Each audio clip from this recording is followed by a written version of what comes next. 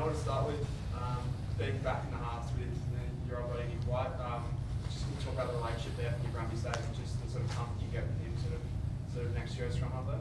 Yeah, I feel very comfortable playing with Whitey. As you said, we've got a lot of history together playing at the Brumbies. He's got a world-class kicking game. He has a real edge, and I think as a squad, Tatey and Jakey as well, we're really spoiled with our nines. So I'm looking forward to be playing with Whitey again. This was only a couple of years ago. You sort of debuted across the road there. What does it mean now to be back with that just added hunger to really sort of turn the result from that night in, I think, 2019 and 2020? Yeah, it was 4 years ago. So obviously that night didn't plan out the way I'd like, but rugby is a funny game. You get to have a second chance at it. So the week's been good. The boys have prepped really well, and we're just looking to be better and hopefully put out a good performance. Because you were over there in Argentina, but sort of injured. Can you sort of take us into that sort of that flight home, just the sort of mentality around the camp of really rectifying the wrongs of that second half and that second test? Yeah, exactly. I think it's been mentioned before, like we've played 3 halves of good footy. The second half defensively we probably weren't happy with in Santa Fe, so that's definitely an improvement in our game that, us as a squad and Lord, we're working really hard. So hopefully we can, see that improvement this Saturday. Langi, there's a lot of people who've kind of written the Wallabies off after that second half, particularly overseas. What's the mindset inside the guy? You're obviously on the field in that second half. What's the mindset of the team as it pertains to kind of what people think here, what you can do on Saturday? Yeah, I think the main message coming into this week was just focus on ourselves, don't focus on the outside noise, and fix the defense issues in the second half. And like he said, the first 3 halves we've been playing really well, and we've just got to replicate that in the second half as well. What was the biggest thing, do you think, with the defensive problems? Is it just individual accountability on tackling? Is it systems? Is it communication? Or all of it? I'd say it all comes together as one, but I'd say our connection, especially through those line breaks, staying connected and working as a team. Question for any of you guys. You're of a generation that sort of doesn't really, that's sort of seen New Zealand hopeless the entire time. Like as you sort of come through the grades, whether you're in junior football, now in the Wallabies, does that fire to being that first group to bring it back really motivated? Is it something that gets spoken about at all by a playing group? Yeah, it's a huge motivator for us. Obviously, I think it's been, 22 years or something like that. So, at the same time, without thinking too far ahead of the outcome, we really want to put in the best result we can this Saturday, and hopefully we can show that. What have you guys made of the All Blacks under their new coaches so far?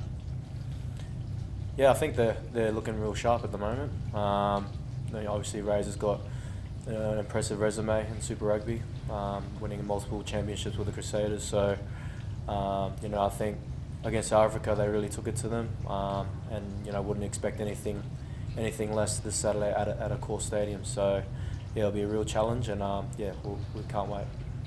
Noah, how much has Joe been able to show you weaknesses of All Blacks players and that from what was intel from the last couple of years? There's all the weaknesses there. Yeah, he hasn't really spoken about the All Blacks as much. He's been driving a real message this week in particular, just focusing on what we can do and what we can improve on.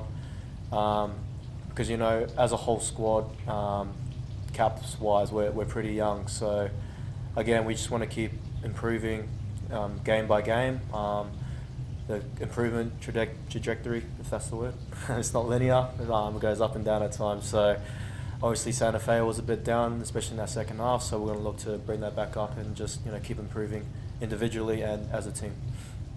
You mentioned the nines that you've played with. Probably there's 3 guys there who seem to be interchanging, and it's happened the past few years even. There's been a lot of changes. As a 10, does it change the way you play at all? Or does it take a period of adjustment? Does it matter as a 10, or do you get enough time with these guys?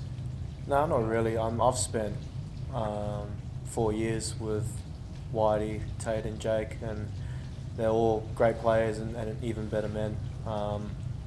They have all got, they all individually have their strengths, And I think it's just up to Joe on who he prefers. So for me, it doesn't really change on what I want to contribute for the team. So as I said before, we're pretty spoiled with our nines. So I'm sure Whitey will do a great job for us. And what about you? You've obviously, other than the injury, you've been getting a run of tests now, which is kind of unusual for you over the years. You know, had this roller coaster ride.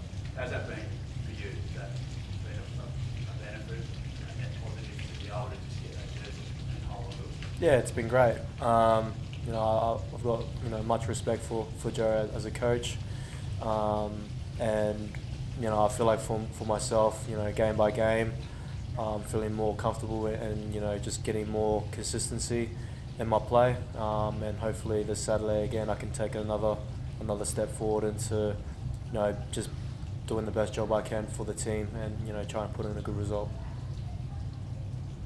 Lane, for yourself, that sort of back row battle, you look at sort of Sam Kane on about to get 100 caps, Hardy and Wallace, what they bring, how much does that sort of energise you knowing that you're going up against sort of three really informed players when you're sort of going to get injected into the game?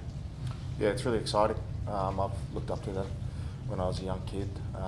Very talented, and we just got to work really hard off the ball and on the ball because all the team, they're really good at jackling, so we just got to work hard there and work on our connection. I think it's your first Bledisloe as well. Like, what's that feeling like doing it here sort of in Sydney? Just getting that chance to sort of test yourself against players like that. Yeah, it's a privilege. I'm really excited to get stuck in. I think it's my first Sydney game, so to get the family here, it's all really exciting for me. And yeah, just ready to get stuck in. No, I've heard a story that sums up James Slip on 40 in the test this week. How good, eh? Yeah, I've got nothing but respect for Slips. He's been an amazing person and rugby player for Australian rugby. Yeah, I mean, I'm just so happy for him. To play in that position for this long at the highest level shows how professional he is, how mentally strong he is as well. So yeah, as a friend and as a teammate, I couldn't be happier for him.